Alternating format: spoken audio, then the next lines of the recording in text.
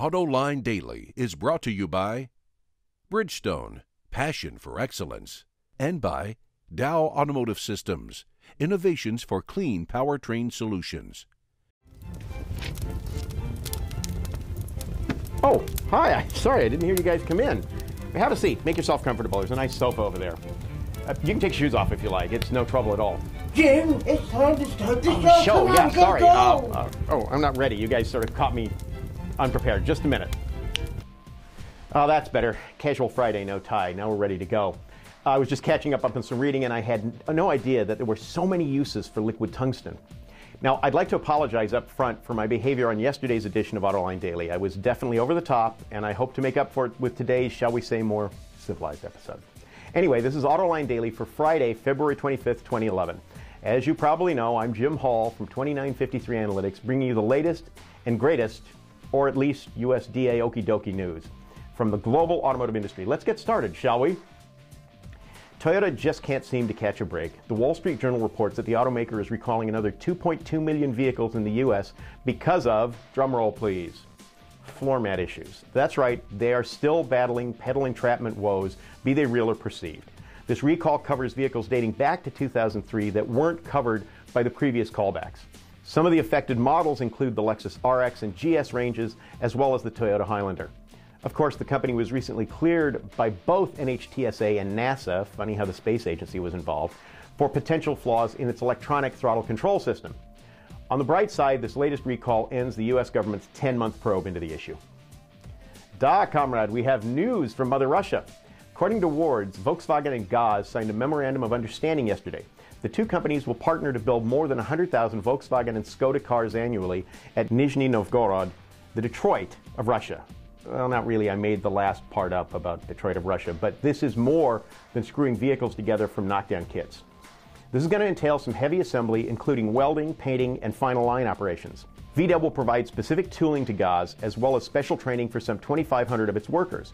No word yet on what models will be built, but the German automaker already assembles the Volkswagen Polo and Tiguan, as well as the Skoda Fabia and Octavia models at another plant in Russia. VW says it plans to expand its model range in the country, so we should expect to see different products from the tie-up with Gaz. Last year, Chinese automaker Geely acquired Volvo from Ford, but many wondered how a relatively small Chinese company could turn the Swedish automaker around. Earlier today, CEO Stefan Jacobi laid out those plans. According to the AP, Volvo will spend between $10 and $11 billion globally over the next 5 years to develop a new platform, powertrain, as well as building new plants in China. The company also has big sales goals. It plans to double its sales to 800,000 by the end of the decade, fueled mainly by Volvo sales in China. And speaking of China, we've been following for the last several months how the government has slashed exports of rare earth metals, which are needed to make batteries for hybrids and EVs. China controls about 95% of the world's supply of rare earths. In response, the Japanese government and 100 companies, including Hitachi and Toyota, will invest $1.3 billion on facilities to reduce the country's reliance on rare earth metals.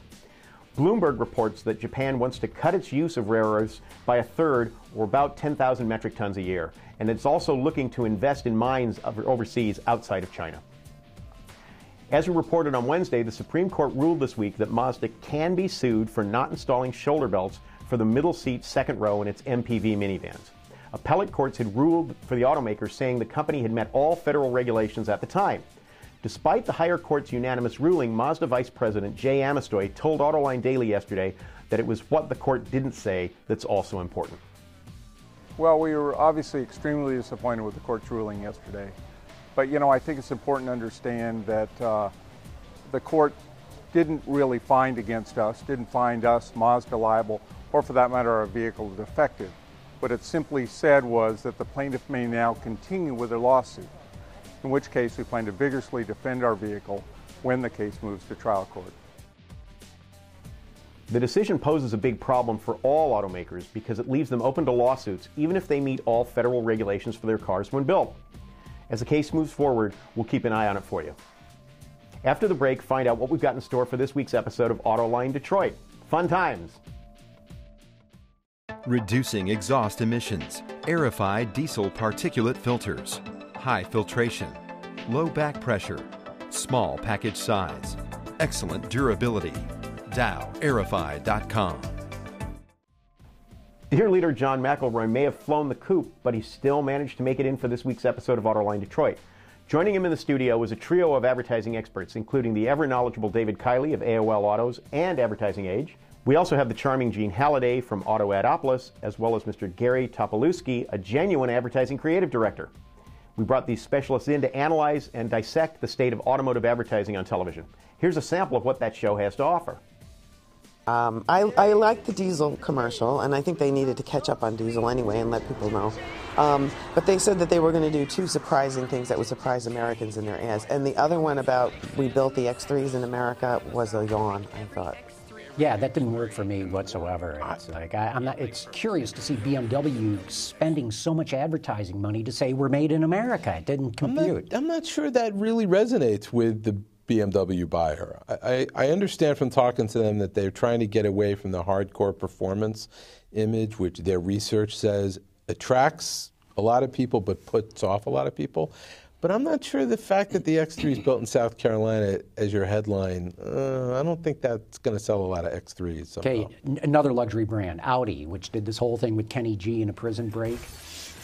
I thought that was pretty funny. I thought it was a real interesting way to get at it. It was luxury but with a smile, and I thought it was just really pretty inspired as far as how they laid out that message, which you're seeing a lot of that similar message out there. If you notice, I mean, a lot of car companies are saying this is the new luxury, this is the new style.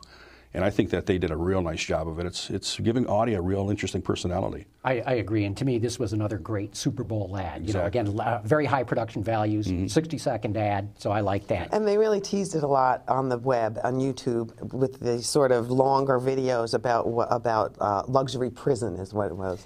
Breaking out of luxury prison. It's an interesting thing because, you know, after Autoline, we encourage people to go on the web for more.